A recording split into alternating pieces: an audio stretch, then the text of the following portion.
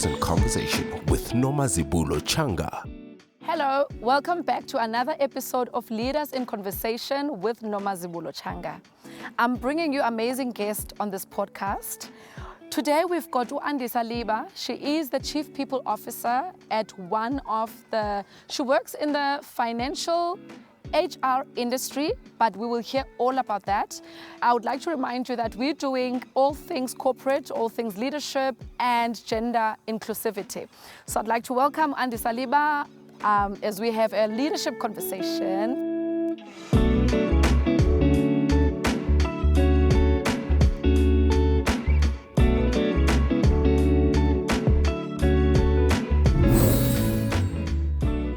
Thank you for joining me, Andisa. Thank you for having me. Yes. Hello. Hello. Let's just get right into it. Ooh. So you've enjoyed and built your career in the people management space. How did that come about? Just talk me through your journey in that space. I think people management kind of found me in my process of becoming. Yeah. I have a bit of a PR journalism background. I learned very quickly early on in my career that was not the right fit for me. And I think as I embarked on that process of reflecting what it is that I like, what are my core strengths, in what environment do I thrive in, and inadvertently the answer became human capital. And here I am today. Doing exactly that. Doing exactly that. So what would you say were your personality traits or some of the characters that led you to fall in love with people management? I think the ability to deal with people, I think the ability to negotiate, I think resolve conflict are really key aspects of what we do. Because as people practitioners, we really are dealing with a myriad of stakeholders, right, in a business. So whether you're doing work with business segments and crafting out a strategy, whether you're dealing with actual people issues and resolving conflict. So your ability to move in between these spaces seamlessly really kind of sets you apart and really puts you in a position where you can really add value to a business. I couldn't agree with you more. So what exactly did you study then? So I studied out of school. I studied journalism, which I thoroughly enjoyed. I like the art of writing. In fact, I still do. I'm a content contributor. I write for a couple of publications. Okay.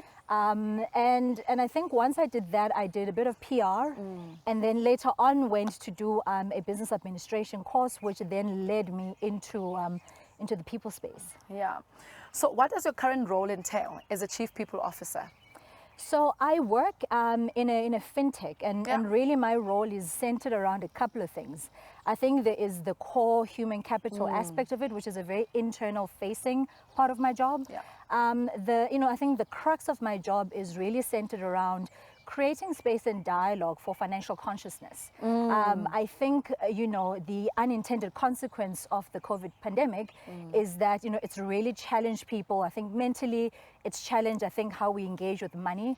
And so I spend a lot of time dealing with business leaders and HR executives in helping them to rethink mental models around the compensation models that are in place, bringing in something that, that is very supplementary to, I think, the more traditional models. And so I do have a bit of a hybrid role. So I don't think my role as Chief People Officer at Float Pays is quite standard, and dare I use that term very loosely. So it is quite hybrid in that. Over and above that, I do quite a lot of investor relations as an extension of that job. Of the role, yes. Oh, that's interesting. So we understand that the Gen Zs have entered into the workplace or they are entering. So what impact does this generation have on the employers and the workplace? I think the Gen Zs have given us an opportunity for us to really rethink people practices. I think for the longest time, we've become comfortable with, I think, doing things in a certain way because that's how they've always been done. And so I think they bring an interesting mix in the sense that I think what their needs are from a people perspective is fundamentally different. I think also they are teaching us that people actually self-actualize in the workplace. And so inadvertently then that forces us to really rethink policies, right?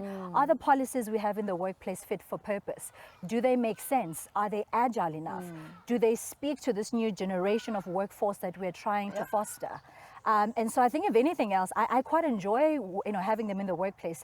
Albeit they are challenging to have around, but I think it's important because they're forcing us to have the right kind of conversations, which perhaps we've been kind of circumventing around for the longest time. Yeah. So what you spoke about agility. So how important is agility within the workspace? Sure, I think now more than ever, and I suppose, it's been a result of COVID. Yes. It's been a result of, I think, the complexity of the geopolitical challenges that we've seen in the world, that I think have collapsed the geographical barriers that used to sit, in how we defined what a workplace is. Looks like. Right? So, so now I've got the opportunity to hire someone within the same time zone as me, but living in a different country. And so I think there's been a lot more leeway in terms of how we think about these things. And for me, again, it's an opportunity, I think, to actively engage with policymakers. I think in most countries, you've got policymakers that are either have a political background, but not necessarily have a corporate background. And these are the individuals that we almost, and loosely I say this, at their mercy in terms of, the labor legislative parts of what we do and the, I guess, the guardrails that govern how we set up policies. So how important is organizational culture? Because everything that you spoke about fits into organizational culture. How important is that? I think it's become so much more important because I think the workplace has moved away from being the 9 to 5 clock in, clock out. It is an environment where people are looking to have their potential identified, have their potential nurtured and developed. I think have their values that resonate with their own personal values.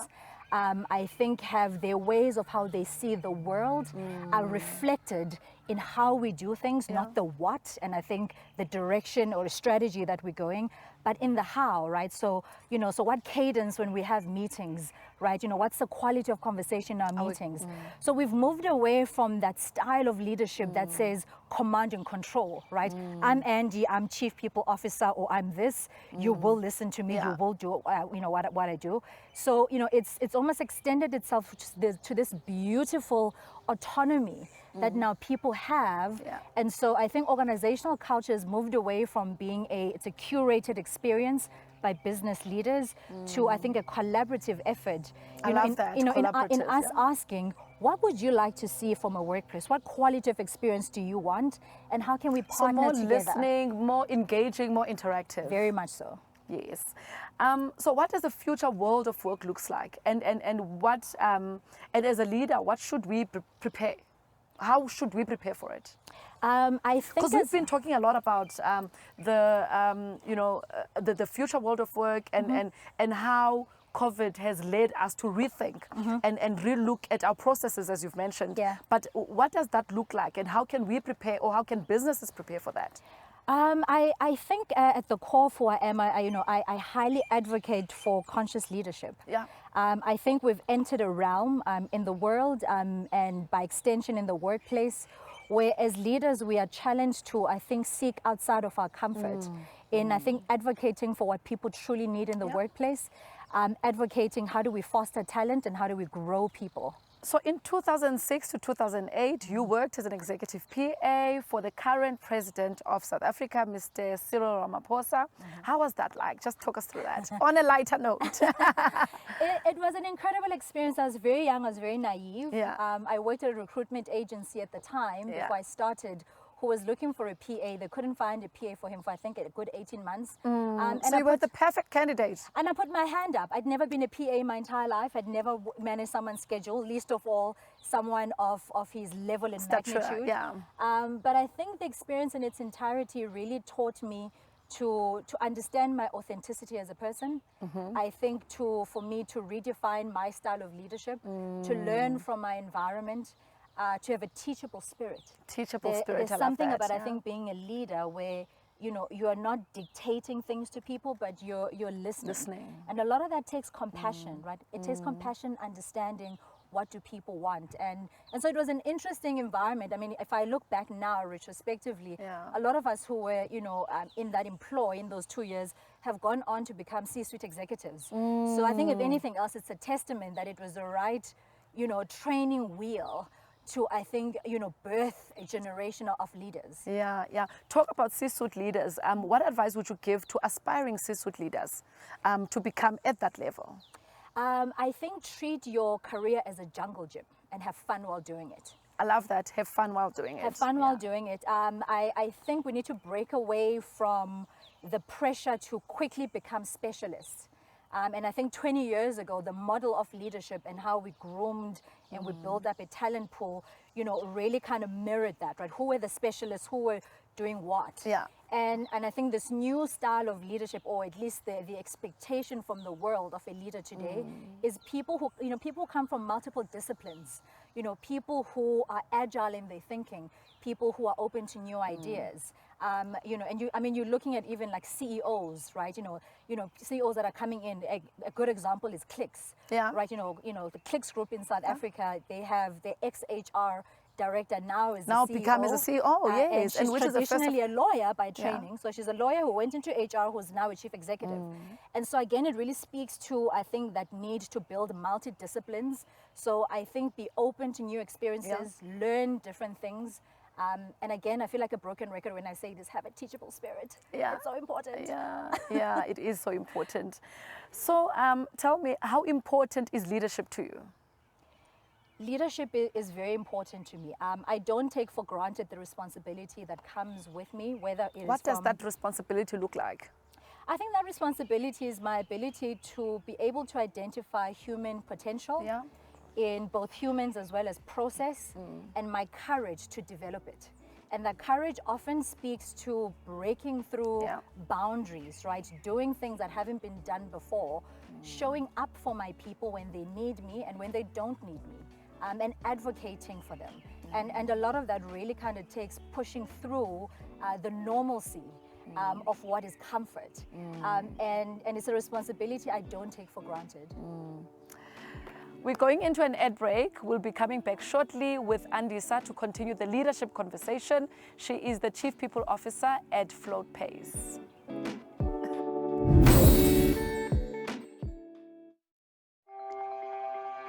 Welcome to 2023. We're quite excited about this year. We are hosting the Brunch with Noma on the 25th of March 2023.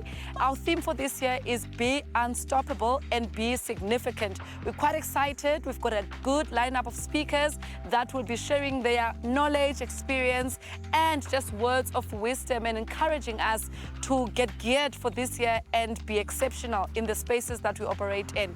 So we will be showcasing the posters on our social media pages. Please do register for the Brunch with Noma that's coming up soon on the 25th of March.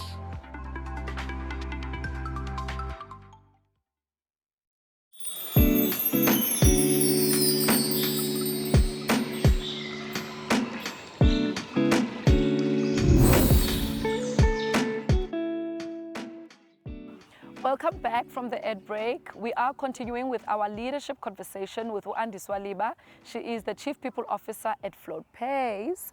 But now we're getting to the interesting stuff. I want to know, how did you find the transition from university to corporate? How was that like? Was it a shock in your system? It was a big jump, and I think we don't do enough to prepare youngsters to make that transition.